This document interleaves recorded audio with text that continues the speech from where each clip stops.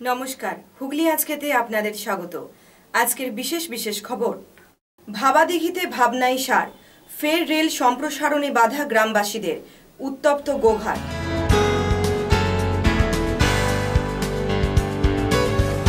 অপহরণকারীদের mobile number, bank account নম্বরের হদিশ, তবুও কিশোর নিখোঁজ 20 দিন ধরে।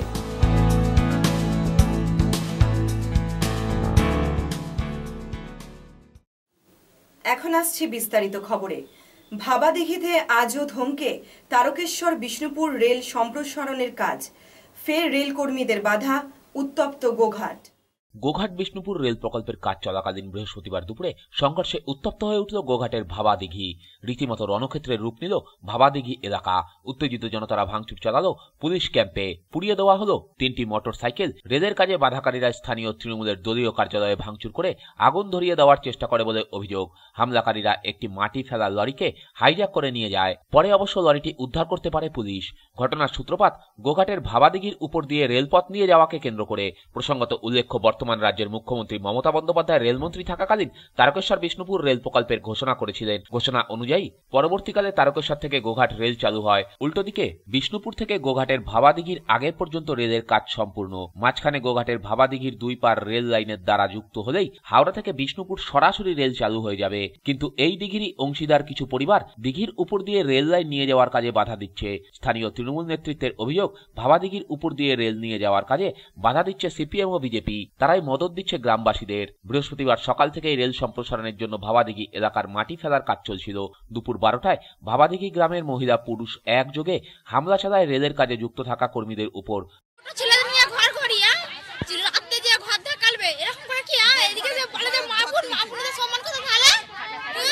কি করছে? কারা করছে?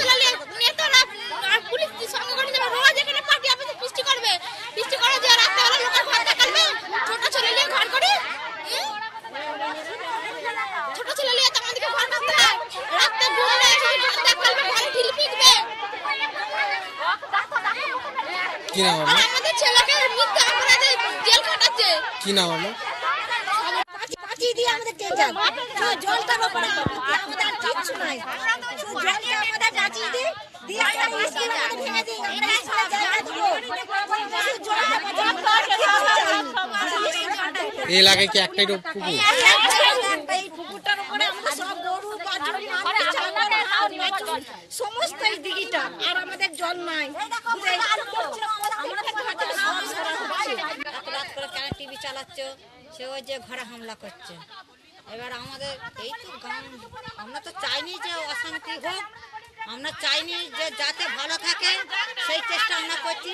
আমরা বলছি ওই ধার দিয়ে যেতে, তারা সেই বলছে না, তারা বলছে এই ধার দিয়েই যাবে। আমরা বলেছি জল কল বাঁচিয়ে রেখে তোমরা পার দিয়ে যাও স্কুলকে বলেছি আমাদের ওইদিকে স্কুলটা করে দাও। আমাদের ওইদিকে জায়গা আছে, স্কুল ওইদিকে করে দাও। তবু স্কুলের জায়গা ছাড়তে চাইছেন?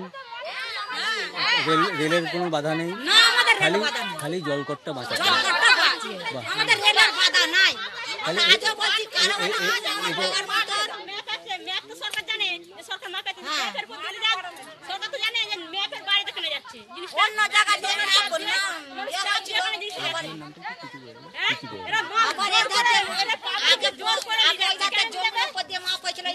জমির ওপর দিয়ে মাপটা হয়েছিল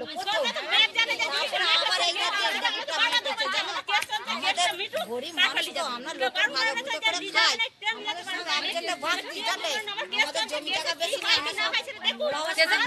সবাই দিনমজুরি করে। হ্যাঁ, সব আনলে খাওয়া। এমনকি আমাদের জব করে কাজ পর্যন্ত দেয়নি। না, জব করে কাজ পর্যন্ত দেয়নি। আমাদের জব করে কাজ দেয়নি। কতদিন? অনেকদিন কাজ দেয়নি আমাদেরকে, 1 বছর কাজ দেয়নি। পুরোটা পায়নি? না না, আবার যদি কাজ করেছে সব টাকা পেমেন্ট করেনি। হাতে পায়ে চলছে, দেখবে চলো।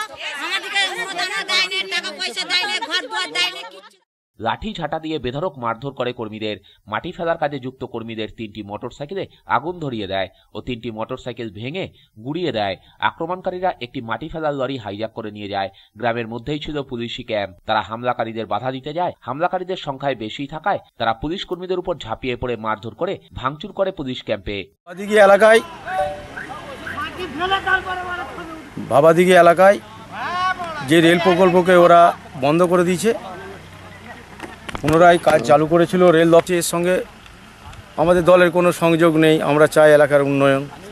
সেইভাবে আমাদের দলীয় অফিসে বসে পর্যালোচনা করছিল আমাদের কর্মীরা। অতর্কিত এসে আমাদের পার্টি অফিসে আক্রমণ করেছে, লাঠি টাঙি বল্লভ নিয়ে ছেলে মেয়েরা, এবং এই আমাদের পার্টি অফিস পুড়িয়েছে এবং ভেতরে আমাদের যে কর্মীরা ছিল তাদের পুড়িয়ে মারার জন্য ভেতরে আগুন ধরিয়ে দেওয়া ছিল। তারা কোনো রকমে মাটির দেয়াল বলে ভেঙে বেরিয়ে গেছে। আপনারা কি চাইছেন এখন? আমরা চাইছি এলাকার উন্নয়ন এবং এলাকায় শান্তি, কিন্তু কিছু মানুষ পরিচিত করে এই এলাকার কিছু মানুষকে বিভ্রান্তি তৈরি করছে, বিশৃঙ্খলার পরিবেশ তৈরি করে এলাকার উন্নয়নকে স্তব্ধ করে দেওয়ার চেষ্টা করছে। এরপরই ঘটনাস্থলে উপস্থিত হয় বিশাল পুলিশ বাহিনী ও র্যাব। তারা বেশ কয়েক ঘন্টার প্রচেষ্টায় পরিস্থিতি আয়ত্তে আনে।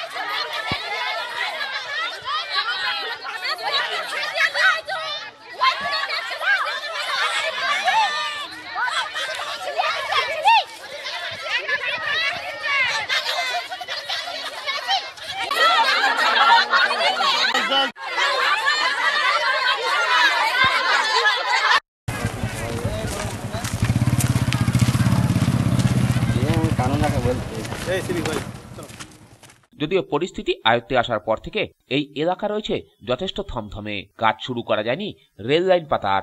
ব্যুরো রিপোর্ট, হুগলি আজকে।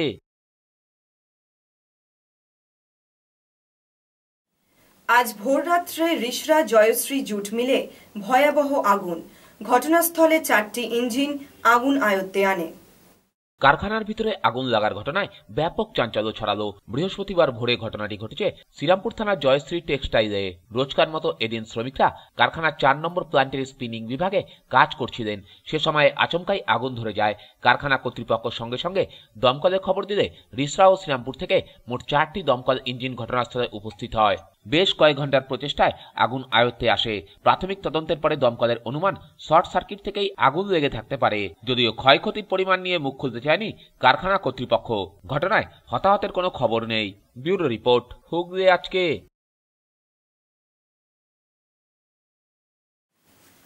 ভদ্রেশ্বর থানায় বিজেপি নেতাকর্মীদের মারধরের প্রতিবাদে আজ জেলা জুড়ে অবরোধ বিক্ষোভ কর্মসূচিতে শামিল হল বিজেপি নেতাকর্মীরা। ভারতীয় জনতা পার্টির নেতাদের নিগ্রহ ও তাদের উপর লাঠি চালানোর প্রতিবাদে জেলার বিভিন্ন থানায় বিক্ষোভ দেখিয়ে ডেপুটেশন জমা দিল ভাজপার নেতা কর্মীরা। বৃহস্পতিবার দুপুরে জেলার সদর চুচুড়া থানায় মিছিল করে এসে বিক্ষোভ দেখালো ভারতীয় জনতা পার্টির নেতা কর্মীরা। এদিন চুচুড়া থানা ছাড়াও শ্রীরামপুর, বলাগড়, পান্ডুয়া, রিষড়া সহ একাধিক থানায় ভাজপার নেতা কর্মীরা অবরোধ করে বিক্ষোভ দেখিয়ে ডেপুটেশন জমা দেন। এই বিক্ষোভ ডেপুটেশন প্রসঙ্গে বিজেপির জেলা সাধারণ সম্পাদক প্রণব কুমার চক্রবর্তী বলেন, মঙ্গলবার দুপুরে ভদ্রেশ্বর থানায় ডেপুটেশন দিতে গেলে ভারতীয় জনতা পার্টির নেতাদের ঘাড় ধাক্কা দিয়ে থানা থেকে বের করে দেয় পুলিশ। তাদের উপর লাঠিচার্জ করা হয়। পুলিশ কর্মীদের কাছে ঘাড় ধাক্কা খেয়ে মাটিতে পড়ে গিয়ে আহত হয়েছেন ভারতীয় জনতা পার্টির জেলা সভাপতি ভাস্কর ভট্টাচার্য ও সহ সভাপতি শ্যামল ঘোষ। ভদ্রেশ্বর থানার পুলিশ তৃণমূলের লোকজনকে খুশি করতে গিয়ে তৃণমূলের প্ররোচনায় ভাজপার নেতাকর্মীদের উপর লাঠিচার্জ করেছে বলে এই অভিযোগ করেন প্রণব বাবু। ওখানে যেটা ঘটেছে ওটা রীতিমতো ভদ্রেশ্বর থানার ওসি এবং ওখানকার সিআই, স্থানীয় যেহেতু ওখানে পৌরসভা, ওখানকার চেয়ারম্যান ওখানে তৃণমূলের লোকদের খুশি করার জন্য বিজেপিকে হেনস্থা করেছে। অ্যান্ড উই ডিনাউন্স, এবং এটা হতে পারে না। This is our Democratic right. আমরা যে কোনো জায়গায় অন্যায়ের বিরুদ্ধে প্রতিবাদ করব, এটা 100 বার করব, 100 বার করব। এখানে যদি 294 তৃণমূলের বিধায়ক হয়, we will fight. This is the democracy we are inheriting actually last 70 years. We never allowed this. তৃণমূলের প্ররোচনাতেই পুলিশ কাজ করছে। Exactly. For the best of the Trinamool they have done this. তার জন্য কি আজকে এখানে ডেপুটেশন? সব জায়গায়, কেন নয়, সারা হুগলি জেলার প্রত্যেকটা থানায় হচ্ছে। আজ হয়েছে, গতকালও হয়েছে এবং হবে। এটা ঝাঁকি হ্যায় বাঙাল আবি বাকি হ্যায়। আমরা আসছি এখানে, কেউ আমাদের আটকাতে পারবে না। This is our strategy, we will do. এই ঘটনার প্রতিবাদ করেই আজ জেলার বিভিন্ন প্রান্তে ভারতীয় জনতা পার্টির নেতাকর্মীরা পথ অবরোধ সহ বিক্ষোভ কর্মসূচিতে অংশগ্রহণ করে, যার মধ্যে ছিল চাপদানি, বাঁশবেড়িয়া সহ জেলার বিভিন্ন প্রান্ত।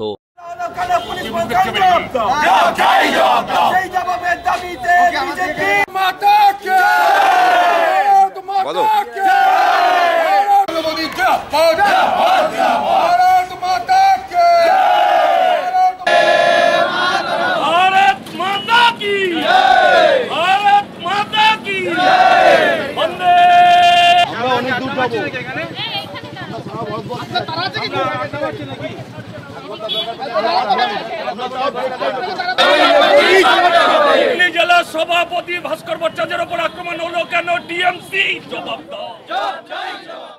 ছোটুর সাথে সুদীপ দাসের রিপোর্ট, হুগলি আজকে।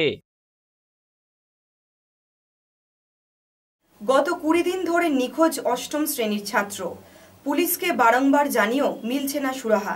দেখুন একটি বিশেষ প্রতিবেদন। সকালে প্রাতঃকৃত্য করতে বেরিয়ে আর ঘরে ফিরল না হুগলির বাঁশবেড়িয়ার গ্যান্ডেস জুট মিল পুরনো লাইনের 880 নম্বর কোয়ার্টারের বছর 15 চন্দন সিং। গ্যান্ডেস জুট মিলের তাঁত বিভাগের সর্দার পাপ্পু সিং এর এক মেয়ে ও 2 ছেলেদের মধ্যে দ্বিতীয় সন্তান চন্দন সিং। ফেব্রুয়ারি মাসের 26 তারিখে সকালে সে প্রাতঃকৃত্য করতে লাইনের কমিউনিটি টয়লেটে যায়। তারপর থেকে সে নিখোঁজ হয়। চন্দন স্থানীয় লিটল ফ্লাওয়ার ইংরেজি মাধ্যম স্কুলের অষ্টম শ্রেণীর ছাত্র। পরিবারের তরফ থেকে বন্ধু বান্ধব, আত্মীয় স্বজন, এমনকি বিহারে দেশের বাড়িতেও খোঁজ চালানো হয়, কিন্তু কোথাও তার খোঁজ মেলেনি। পরে তারা মগরা থানায় একটি লিখিত অভিযোগ দায়ের করেন। এরপর 3রা মার্চ পাপ্পু বাবুর ভাইয়ের মোবাইলে একটি ফোন আসে। তাতে বলা হয় ছেলে ফিরে পেতে 5000 টাকা খরচ করতে হবে, আর বরাকর স্টেশনে আসলে ছেলেকে ফিরে পাবে তারা। কিন্তু পরের দিন তাদের দাবি বেড়ে দাঁড়ায় 6000 টাকা। ছেলেকে ফিরে পেতে পাপ্পু বাবু 4 মার্চ মোট 3 দফায় অপহরণকারীদের বলা ব্যাংক অ্যাকাউন্টে 6000 টাকা দিয়েও দেয়। এরপর তারা সন্ধ্যা 7টা নাগাদ বরাকর স্টেশনে গিয়ে দীর্ঘক্ষণ অপেক্ষা করে, কিন্তু ছেলেকে তারা ফিরে পায় না। আমার গত 26 তারিখে সকালে 4টের সময় ছেলে ডেলি যেরকম ঘুম থেকে উঠে ওইরকমই উঠেছে। এইখান থেকে 200 গজ মতন বাথরুম আছে, ওইখানে বাথরুমে গেল টটি করতে, ওইখান থেকে ফিরেনি। তাহলে আমরা খোঁজাখুঁজি আরম্ভ করলাম, পাইনি। তারপরে আমরা পুলিশকেও জানিয়ে দিলাম সেদিনেই যে এরকম ঘটনা। ওনারা বললেন যে বন্ধু বান্ধবকে খোঁজো আগে, তারপরে আমি দেখছি কেস করতে হবে। তারপরে আমি বন্ধু বান্ধবকে সব ওই জায়গায় জানালাম, কিন্তু আমরা কোনো জায়গা খবর পাইনি। তারপর দিন আমি গিয়ে থানাতে, মংরা থানাতে গিয়ে জানালাম। ওনারা ডায়েরি করলেন। ডায়েরি 2 দিন পর আমাদেরকে কাগজ পাওয়া গেছে, কিন্তু আবার দেখছি 3 তারিখে রাত্রিবেলা 11:30টার সময় একটা কল এসছে আমার ভাই কাছে। ও ভাই ফোন আমার কাছে নিয়ে এসছে। তারপরে ওনারা বলছেন কি যে দেখুন আমরা আপনার ছেলে পেয়েছি, এরকম ব্যাপার, আপনাকে কিছু টাকা আমাকে দিতে হবে। তাহলে আমরা বললাম কি যে ভাই আপনাকে, আমরা তো জুট মিলে চাকরি করি, অত পয়সা নেই, বলুন কি বলতে চাইছেন। তো না, আপনি ছেলেকে ইংলিশ মিডিয়ামে লেখাপড়ি করাচ্ছেন, আপনার কাছে পয়সা নেই, আমাদেরকে আপনাকে 5000 টাকা দিতে হবে। লাস্টে আমরা বললাম ঠিক আছে, আপনি একটা কাজ করুন, আমাকে কি করে দিতে হবে, অ্যাড্রেসটা বলুন, কোথায় আসতে হবে। তাহলে উনি বলছেন কি যে বারাকর স্টেশনে আসতে হবে। আমরা বললাম তাহলে আমরা ওইখানেই আসছি, আপনি আর বারাকর স্টেশন থেকে কোথায় যেতে হবে। বলছে যে যেইখানে যেতে হবে সেইখানে আপনি পারবেন না, আমরা বারাকর স্টেশনে আপনার সঙ্গে দেখা করব। আবার ফোন করে জানাচ্ছেন কি যে আমাকে অ্যাকাউন্টে পয়সা দিতে হবে। উনি বললেন কি অর্ধেক পয়সা আমার অ্যাকাউন্টে দিয়ে দিন, তারপরে মেসেজ আসলে আমরা ছেলেকে নিয়ে বারাকর স্টেশনে আসছি। আমরা অর্ধেক পয়সা যাচ্ছে অ্যাকাউন্টে দিয়ে দিলাম। ওই অ্যাকাউন্টে দেওয়ার পর ওরা অনেক দেরি চেষ্টা করেছি, কিন্তু ওনার বাঁচা দিলেন না। আবার কল করছেন কি যে না, যা পয়সা ডিউ আছে দেওয়ার আছে সেটাও দিয়ে দিন, তারপরে আমি ছেলেটাকে নিয়ে আসব। আবার আমরা 1000 টাকা পাঠালাম, কিন্তু দিল না। তারপরে আবার ফোন করলো, বললো কি না এত হবে না, যা বাকি আছে সব দিয়ে দিন। আবার জেসে আমরা 2500 টাকা পাঠালাম, ওকে 6000 টাকা দিয়ে দিলাম 3 খেপে করে। আর ও বললো কি স্টেশনের বাইরে আপনারা থাকুন, আমি বাচ্চা নিয়ে আসছি, কিন্তু বাচ্চা নিয়ে আসিনি। আবার 9:30টার সময় আমরা কল করলাম, বলছে কি যে তুমি কে বলছো, আমি তোমাদেরকে চিনি না। আমরা অনেক রিকোয়েস্ট করলাম, বলছে কি যে না না আমি তোমাকে চিনি না, এই রং নম্বর, উড়িষ্যা থেকে নম্বর এসছে, অমুক জায়গা তমুক জায়গা, এরকম বলে আসিনি। তারপরে দিন থেকে মোবাইলটা বন্ধ হয়ে গেছে। আমরা ফাঁড়িকেও জানিয়েছি, থানা পুরো জানিয়ে সব কিছু করে, ওরা কিছু এখন পর্যন্ত করলো না। অপরদিকে প্রতিবেশীদের বক্তব্য, পুলিশকে আমরা অপহরণকারীদের সব রকমের তথ্য দিয়েছি, তা সত্ত্বেও পুলিশ আমাদের কোনো সহযোগিতা করছে না। উপরন্তু আমাদের বলছে গাড়ি ভাড়া করে দিতে, তবে তারা চন্দনকে খুঁজতে যাবে। পুলিশের এহেন আচরণে এলাকাবাসীরা ক্ষুব্ধ। দাদা কে স্যার কি বলবো, পুলিশের কোন এখন পর্যন্ত এই কেসে আমার মনে হয় না কোনো ভূমিকা আছে। যেই লোকটা কল করেছে কি আপনার ছেলে আমার কাছে আছে, তার বায়োডাটাটা আমরা বের করে পুলিশকে দিয়েছি। যেই লোকটা অ্যাকাউন্ট নম্বর দিয়েছে কি এই অ্যাকাউন্টে টাকা ফেলুন, আপনার ছেলেকে আমরা দিয়ে দেবো, বারাকার স্টেশনে আসুন, সেই অ্যাকাউন্ট নম্বর বায়োডাটা আমরা তুলে দিয়েছি পুলিশকে। আমরা নিজে গিয়ে আসানসোল নর্থ থানায় যোগাযোগ করেছি, আমরা বারাকর থানায় যোগাযোগ করেছি, ওইখানকার কাউন্সিলরকে নিয়ে করেছি, যা করেছি আমরাই করেছি এত পর্যন্ত এই কেস নিয়ে। এখনো আমরা চেষ্টা করছি, আমরা নিজের তরফ থেকে যত চেষ্টা হোক ছেলেকে উদ্ধার করার জন্যে, তা আমরা যেরকম নিজে তৎপরতা আছি ছেলের উদ্ধার করার জন্য, সেরকম আমরা মনে করি না পুলিশ আমাদের সাহায্য করছে। কালকে গিয়ে আমরা আমাদের যে আইও আছে, অফিসার আছে, ওনার সঙ্গে দেখা করেছি। উনি বলছেন আপনি একটা গাড়ি করুন, আমরা তাহলে বাঁকুড়া যাব, আসানসোল যাব।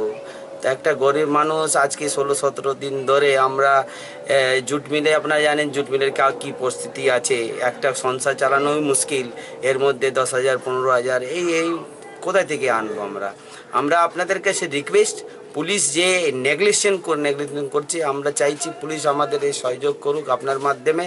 আর ছেলেকে যত তাড়াতাড়ি উদ্ধার করলে খুব ভালো হবে। খুব ভালো ছেলে, ইংলিশ মিডিয়ামে পড়তো, আর পুরা এলাকাতে অশান্তি আছে এই ছেলেকে নিয়ে, কি ছেলেটা হলো কি। পুলিশ এখন পর্যন্ত আমরা সেই রকম হেল্প পাইনি। তা আমরা চাইছি পুলিশের কাছে একটাই ডিমান্ড, আমরা যেই মোবাইল নম্বরে কল হচ্ছে, এখনও মাঝে মাঝে মোবাইল অন হচ্ছে অফ হচ্ছে, সেই নম্বরে ওনাকে ধরুক, যেই অ্যাকাউন্টে আমরা টাকা ফেলেছি ওনাকে ধরুক, তাহলে আমরা বিশ্বাস করব আমার ছেলে আমরা পেতে পারি। ছোটুর সাথে সুদীপ দাসের রিপোর্ট, হুগলি আজকে।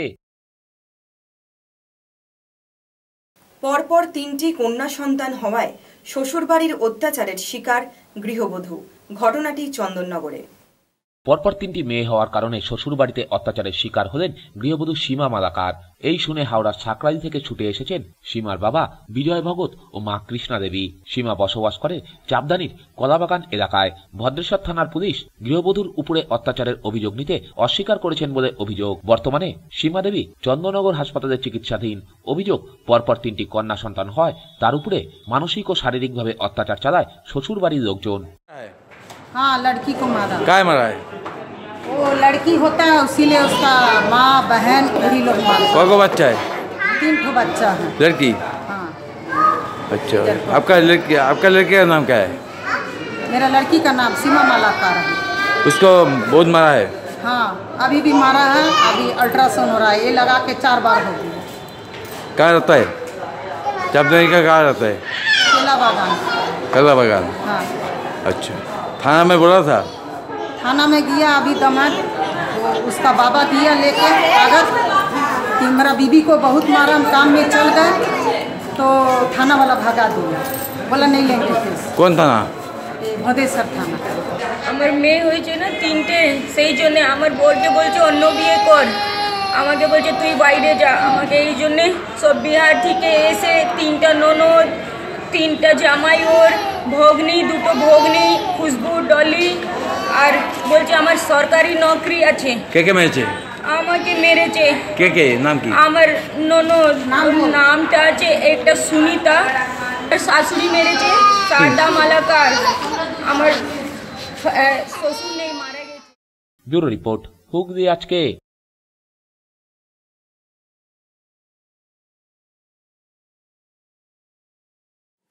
বাম ও কংগ্রেসের শ্রমিক সংগঠনের ডাকা ধর্মঘটের মিশ্র সাড়া পড়ল হুগলি জেলায়। আমাদের যে মেম্বার মানে বিএমএস অনুমোদিত বিপিএফ সংগঠনের যারা মেম্বার, তারা 100% মেম্বার উপস্থিত হয়েছে এবং তারা কাজে যোগ দিয়েছে বিভিন্ন জায়গায়। যেহেতু এটা হুগলি জেলার এখন বর্তমানে আমরা যেখানে আছি এটা হচ্ছে প্রশাসনিক ভবন, এখানে অফিস খোলা আছে, কাজ হচ্ছে। এবং আমাদের যারা মেম্বার তারা বিভিন্ন সাব অফিস, ব্রাঞ্চ অফিসে তারা আছেন এবং তারা কাজ করছেন। আমাদের 100% আমাদের মেম্বার তারা কাজ করছে। কিন্তু আজকে যে বন্ধটা যারা ডেকেছে বামপন্থী এবং ডানপন্থী, কংগ্রেসের ট্রেড ইউনিয়ন এবং বামপন্থীদের যে ট্রেড ইউনিয়ন তারা এই বন্ধটা ডেকেছে, কিন্তু এই বন্ধটা সম্পূর্ণ অনৈতিক বন্ধ। কারণ এই বন্ধটা ডাকার আগে যে দাবিগুলোর জন্য এরা বন্ধ রাখছে, এর আগে নির্বাচন ছিল 5টা রাজ্যে। নির্বাচন কমিশন এমবার্গো জারি করেছিলেন যে সরকারি কোনো কিছু ঘোষণা করা যাবে না। সেই এমবার্গো উঠেছে গত 11 তারিখে, এবং ভারতবর্ষের বুকে এমন কোনো পরিস্থিতি তৈরি হয়নি বা যুদ্ধকালীন কোনো পরিস্থিতি তৈরি হয়নি যে যুদ্ধকালীন তৎপরতায় এই সরকারি কর্মচারীদের যেসব পাওনা গণ্ডা এই 1 দিন 2 দিনের মধ্যে মিটিয়ে দিতে হবে। অর্থাৎ এটা সম্পূর্ণ একটা অনৈতিক একটা দাবি। এখন আসছি আবহাওয়ার খবরে। আজ হুগলি জেলার সর্বোচ্চ তাপমাত্রা ছিল 29 ডিগ্রি সেলসিয়াস, সর্বনিম্ন 15 ডিগ্রি সেলসিয়াস। বাতাসে আপেক্ষিক আর্দ্রতার সর্বোচ্চ পরিমাণ 71%। বৃষ্টিপাত হয়নি।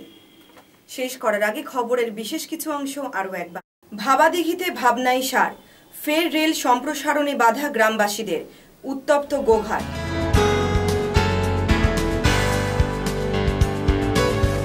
অপহরণকারীদের মোবাইল নাম্বার, ব্যাংক অ্যাকাউন্ট নম্বরের হদিশ, তবুও কিশোর নিখোঁজ 20 দিন ধরে।